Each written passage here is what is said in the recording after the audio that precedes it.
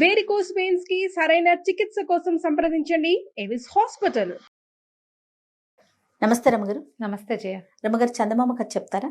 చిన్నప్పుడు ఎప్పుడో ఒక కథ చదివాను జయ. నేను చాలా ఏళ్ల క్రితం మా ఇంట్లో పుస్తకం కాదు, నేను ఎవరింటికో వెళ్తే వాళ్ళ ఇంట్లో పరమ పాత పురాతన పుస్తకం చందమామోడు దొరికింది. ఏదో పేరెంటం, నాకు ఒక 9 ఏళ్ళు 9 ఏళ్ళు ఉంటాయి. 5th క్లాస్ ఖచ్చితంగా కాదు, 3rd or 4th అంతే. అయితే ఆ పుస్తకం అక్కడ ఒక చోట కూర్చొని చదివాను. రమగారు, చిన్నప్పటి నుంచి మీకు ఇంట్రెస్ట్ ఏనండి?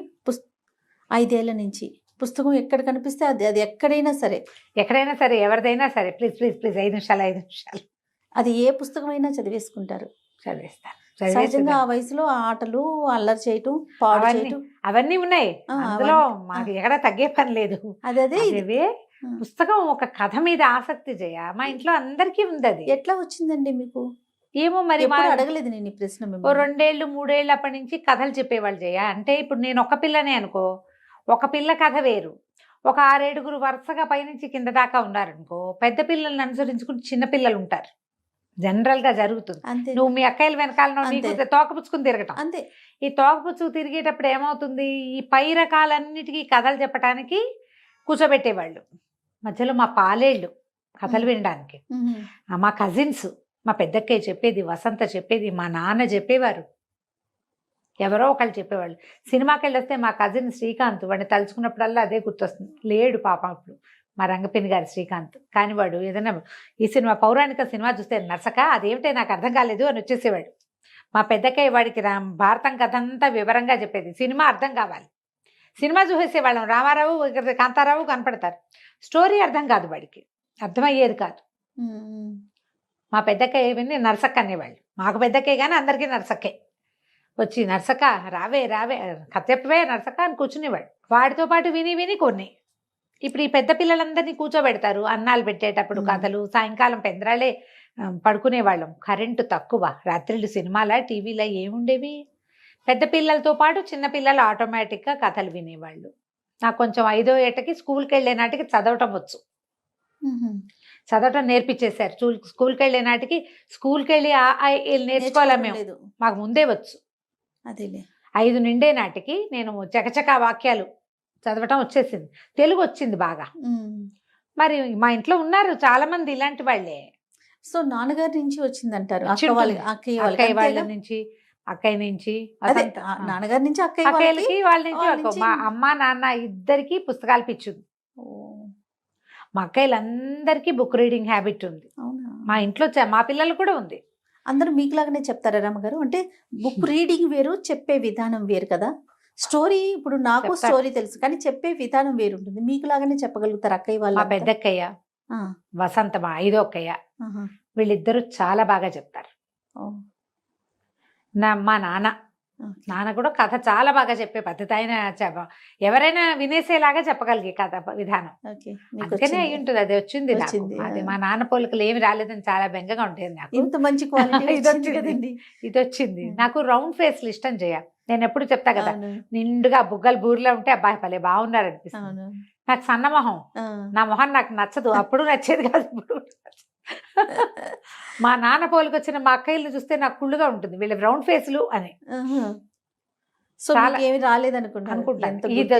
ఎంత గుర్తింపు వచ్చే క్వాలిటీ వచ్చింది కదా రమ్మగారు కదా. అవునా? మాత్రం మా నాన్నదే వచ్చింది. సూపర్. చదవటం కూడా ఈ వాళ్ళ ఇంట్లో చదివిన ఈ కథ నేను చాలా కాలం గుర్తుంది నాకు. కాకపోతే మనం చందమామలు అవి ఎలాగా నెల సంవత్సరము గుర్తుపెట్టుకోవాలి ఎవరైనాను. అప్పుడు లేకపోతే చందమామని ఏ సంవత్సరం ఏ నెలలో ఆ పుస్తకం వచ్చిందో మనకు ఎలా తెలుసు? ఇప్పుడు ఎన్ని రోజుల నుంచి చందమామ కథలు చెప్తున్నాం మనం. ఆ పర్టికులర్ కథ నాకు గుర్తుంది. కోతి ఒకటి ముత్యపు చిప్పలు తెస్తుంది. అది ఎప్పటికి తెలుసా? 55లో కథ.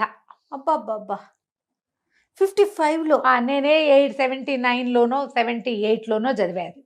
నేను ఇన్ని రోజుల నుంచి కథలు చదువుతూ ఆ కథ కొంతే గుర్తుంది. కోతి ముచ్చపు చిప్పలు తేవటమే ఖచ్చితంగా గుర్తుంది, మిగిలినవన్నీ మర్చిపోయా.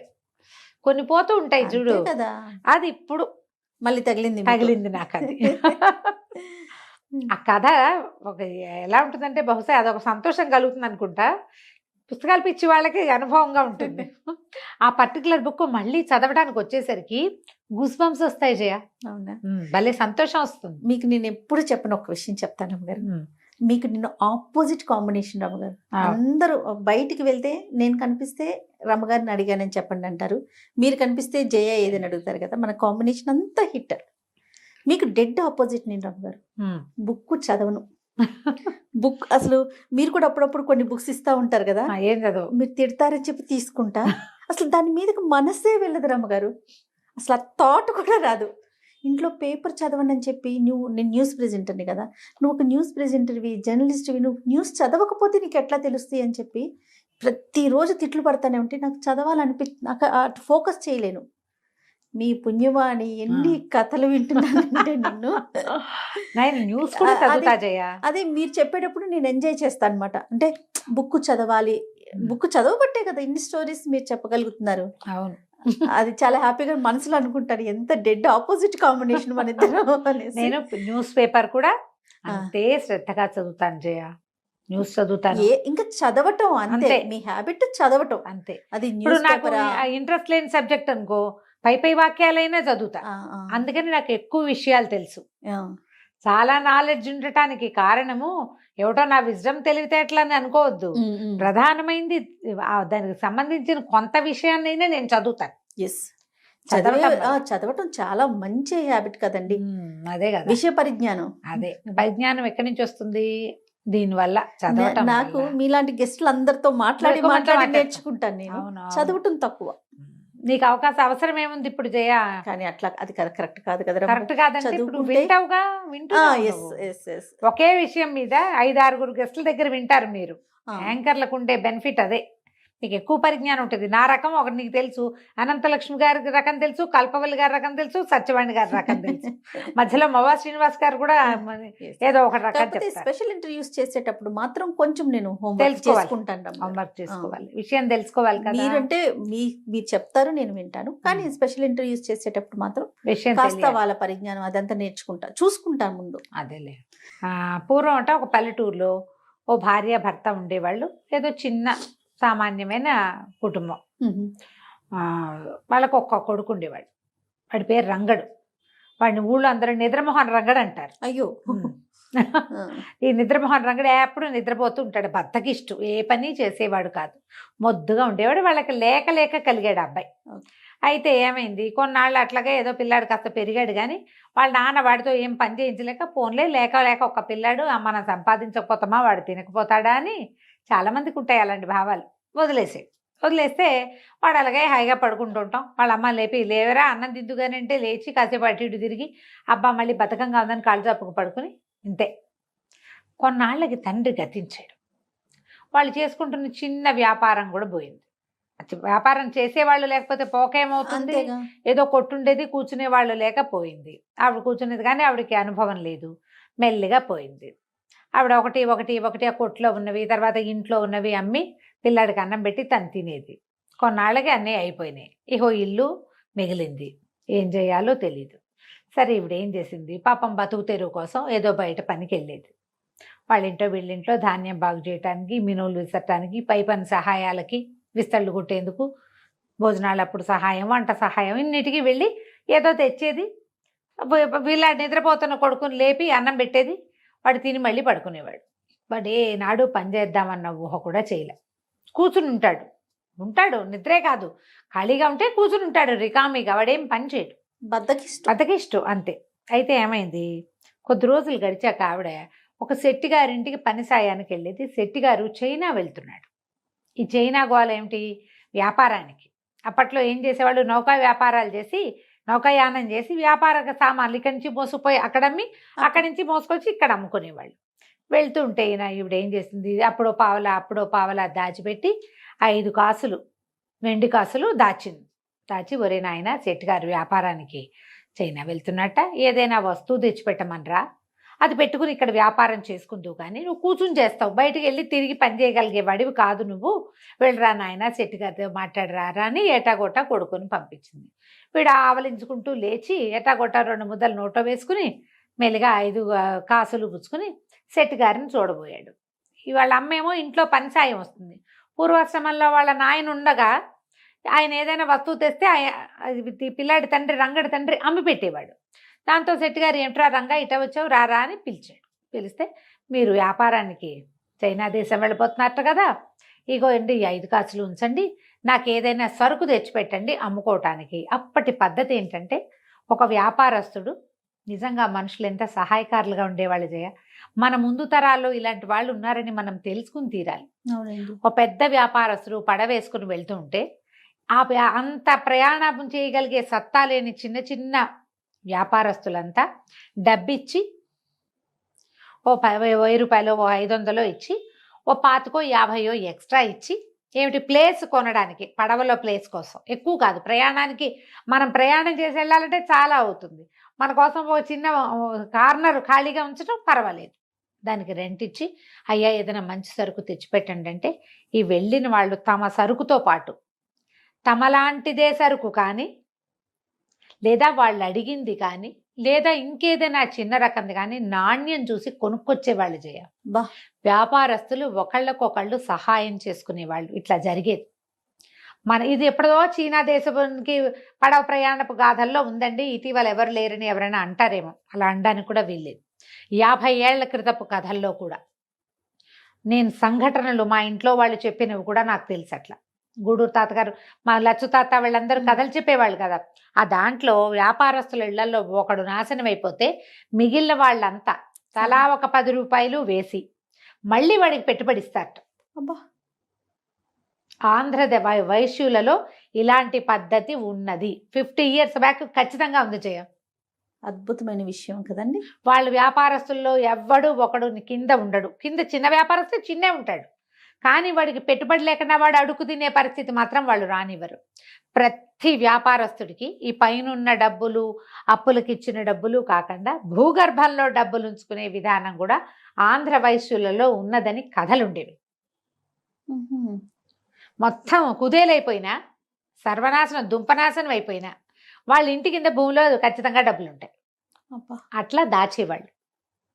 అందుకని మనం వ్యాపారస్తుల కుటుంబాల్లో చెడిపోయిన వాళ్ళని చూడం మనం.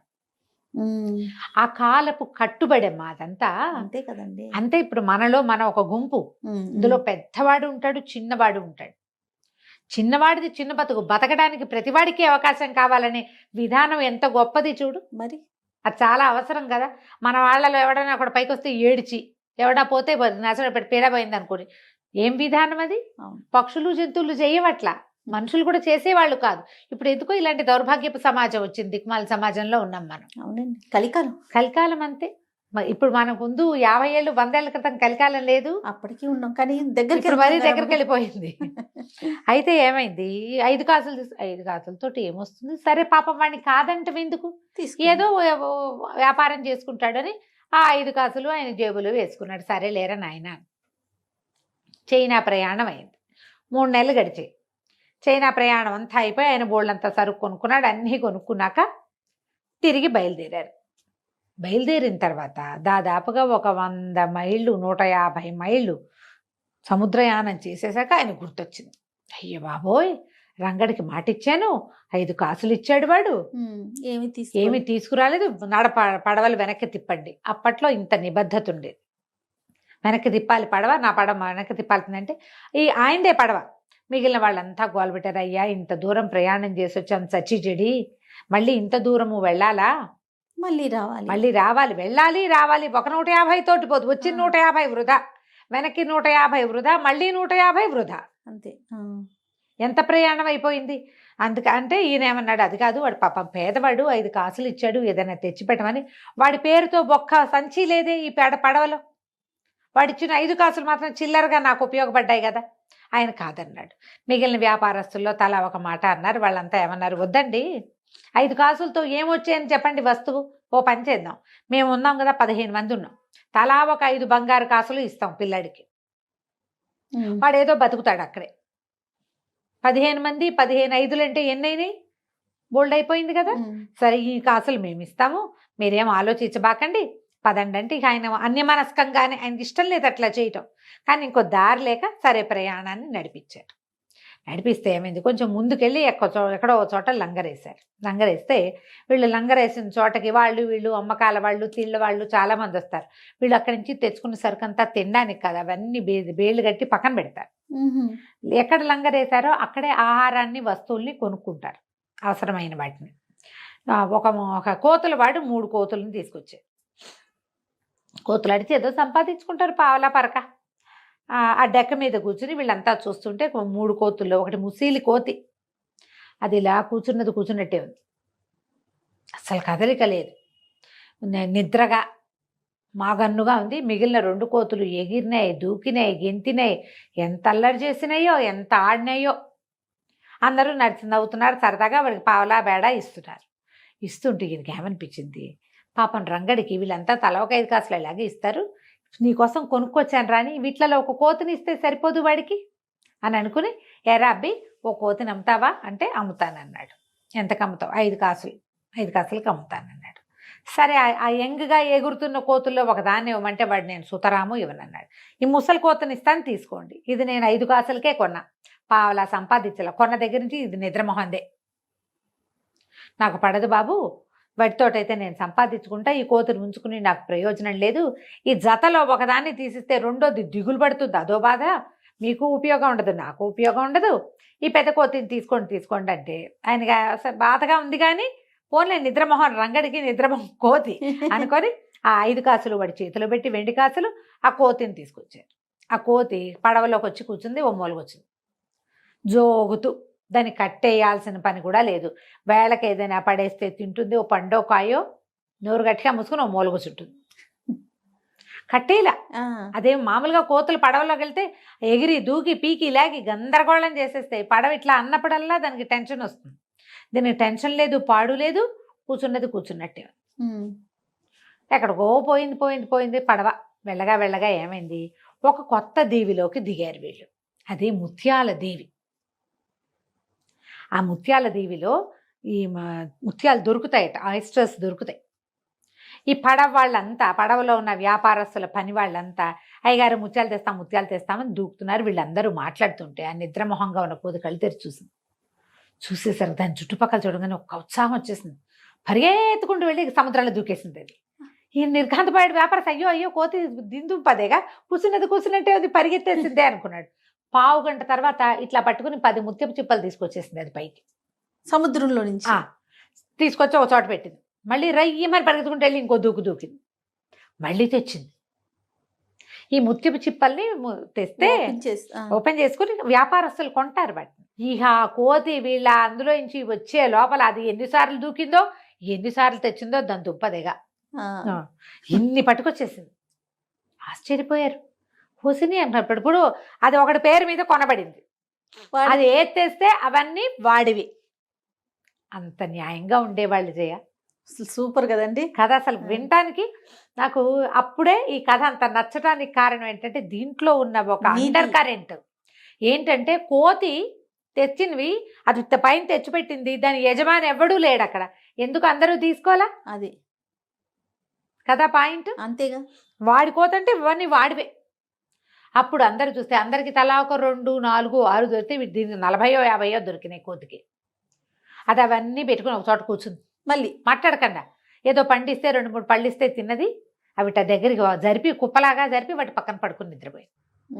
ఈయన సరే కూర్చుని అన్నీ ఒలిచి చూస్తే పెద్ద నాణ్యమైన ముత్యాలు వాటిలలో. ఆయిస్టర్స్లో ఒక్కొక్క దాంట్లో 7, 8, 3, 4 రంగులు ఉంటాయి, బోల్డ్ ముత్యాలు వస్తాయి. ఆ ముత్యం ఎంత ఖరీదైన ముత్యాలు. 3, 4 దొరికిన వాళ్ళకే 100లో వచ్చినాయి, ఈయన దొరికితే ఎన్ని వస్తాయి? ఆ డబ్బులన్నీ ఆ ముత్యాలన్నీ సెట్ చేసి ముత్యాలకు రేట్లు కట్టించి కొనేవాళ్ళు కూడా ఉన్నారు పడవలో. రేటు కట్టించి అవన్నీ రంగడి పేరుతోటి పక్కకు పెట్టాడు ఆయన. పెట్టాక సరే పడవ కాస్త వెనక్కి ఊర్లోకి వెళ్ళిపోయింది. ఊరు వెళ్ళిపోయారు వీళ్ళు, అన్ని సామాన్లు మోసుకొచ్చారు. ఈయన ఆ ముత్యాలన్నీ కొనేసాక ముత్యాల డబ్బంతా పట్టుకుని ఈ కోతిని పట్టుకుని, వ్యాపారస్తులందరూ తలా ఒక 5 రూపాయలు ఇస్తామని ఒప్పుకున్నారు కదా, ఇచ్చారు అందరూ. ముత్యాలు వచ్చినాయి కదా ఊరుకోలా, మాట ఇచ్చారు. అది వ్యాపారాలు మాట మీద నడుస్తాయమ్మా, అంతే కదా. న్యాయం ఎలా నడుస్తుంది? వాడు ఎంతైనా సంపాదించుకొని, మాట అంటే మాటే, అంతే కదా రమ్మగారు కదా. అక్కడి నుంచి డబ్బులన్నీ చేతులు పెట్టాడు. వాళ్ళ అమ్మ రంగడు ఇద్దరు ఆశ్చర్యపోయారు. ఏమిటి ఇంత డబ్బా అని. అప్పుడు ఆయన చెప్పాడు, ఒరే నీలాగానే నిద్రమోహందిరా ఇది, కానీ ఆ ముత్యపు దీవికి దగ్గరికి వెళ్ళేసరికి దానికి ఉద్రేకం వచ్చింది. అసలు సంగతి ఏంటంటే అది ఆ ముత్యాల దీవికి సంబంధించింది ఆ కోతి. అక్కడ ఒక బెస్తవాడు దీన్ని చేరదీసి పెంచి దానికి ముత్యపు చిప్పలు ఏరుకు రావడానికి తర్ఫీదిచ్చాడు.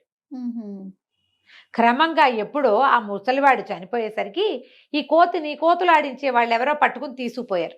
ఓహో. అది ఎక్కడికి వెళ్ళినా ఏ పని రాదు దానికి, ఎవరి దగ్గర ఏ ఆట నేర్చుకో. ఎందుకంటే దానికి ఏం తెలుసు, సముద్రం తగలంగానే ఒక్క ఎగిరెగిరి అందులో దూకటం. ఆ ముత్యపు చిప్పల వాసన ఒక ప్రత్యేకమైన నాచు వాసన వస్తుంది. అది ఉన్న చేపల దీవి చెరువులు వాసన రావు కదా, ఆ దీవి వాసనకి అది దాని మత్తంతా పోయింది. అంతకుముందు అలా మాగన్నుగా పడి ఉండేది, దానికి ఆసక్తి లేదు జీవితం మీద.